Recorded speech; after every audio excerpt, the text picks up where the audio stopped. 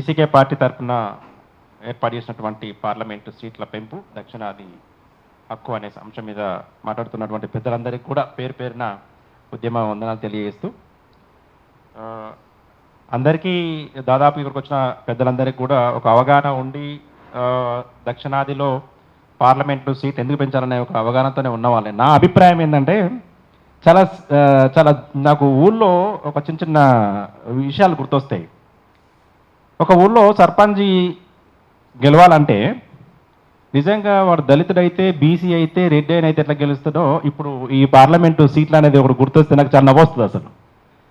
ఎందుకంటే ఓ సర్పంచ్ గెలవాలంటే ముందు వార్డు మెంబర్లు గెలవాలి. అసలు వార్డు మెంబర్లలో అసలు వాళ్ళ పనులు అంటే వాళ్ళ రెడ్డిలు ఉన్నారా లేకపోతే బీసీలు ఉన్నారా ఎస్సీలు ఉన్నారా ఉంటే వాళ్ళు మన పార్టీ వాళ్ళ కాదా అసలు అని ముందు చూస్తారు. ఒకవేళ నిజంగా కాదనుకో ముందుగా ఇలా ఉన్న ఓటర్లను తీసుకుపోయి బీసీ జాబితాలు ఇస్తారు. ఎస్సీలో ఉన్న ఓటర్లు తీసుకుపోయి బీసీ జాబితాలు ఇస్తారు. బీసీలలో కనుక వాడు లేడనుకో అలా తీసుకుపోయి ఎస్టీలో ఇస్తారు.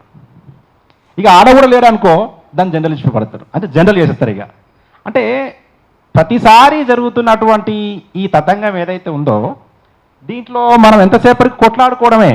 ఒకవేళ నిజంగా పార్లమెంట్ సీట్లు పెరిగినా కానీ మనకు వచ్చే లాభం ఏమైనా ఉన్నదన్న బాధ నాకు అంతే. ఒకవేళ నిజంగా పెరిగితే ఏం జరుగుతుంది? మళ్ళీ ఎల్వైనో రెడ్డి అయినో కమ్మాయినో కాపాయినో మళ్ళీ ముఖ్యమంత్రి అవుతాడు. మనం ఏంటంటే ఉపశమనం కోసం మాత్రమే, ఎప్పుడన్నా మనకు ఏదైనా విదిల్చరా ఎక్కడో చోట అని చెప్పేసి మనకున్నటువంటి బాధే. కానీ నేనేం తిరస్కరించట్లేదు, కానీ ఆ పరిస్థితి కూడా లేనటువంటి పరిస్థితికి మనం దిగజారిపోతామేమో, అక్కడ కూడా పోకూడదు అనేటటువంటి ఒక గొప్ప నిర్ణయము ఇప్పుడు వీసీకే పార్టీ చేయడం అన్నది, ముందుగా మన పార్టీ నుంచి చేయడం అనేది చాలా మంచి పరిణామం అని భావిస్తూ ఉన్నాం.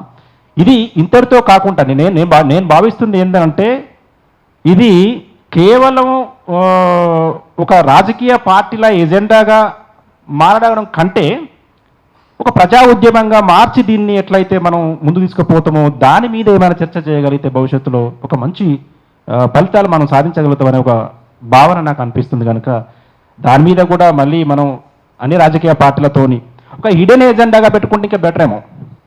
ఎందుకంటే ఆల్రెడీ మనం ఏం చేస్తున్నాం అనే దాని మీద ప్రభుత్వాలకు ఒక సమాచారం ఎప్పుడు ఉంటుంది. మనం అడగకపోయినా వాటిని ఎందుకు పెంచాలా ఎందుకు పెంచొద్దు అనే దాని మీద ఒక సమాచారం ఖచ్చితంగా ఉంటుంది.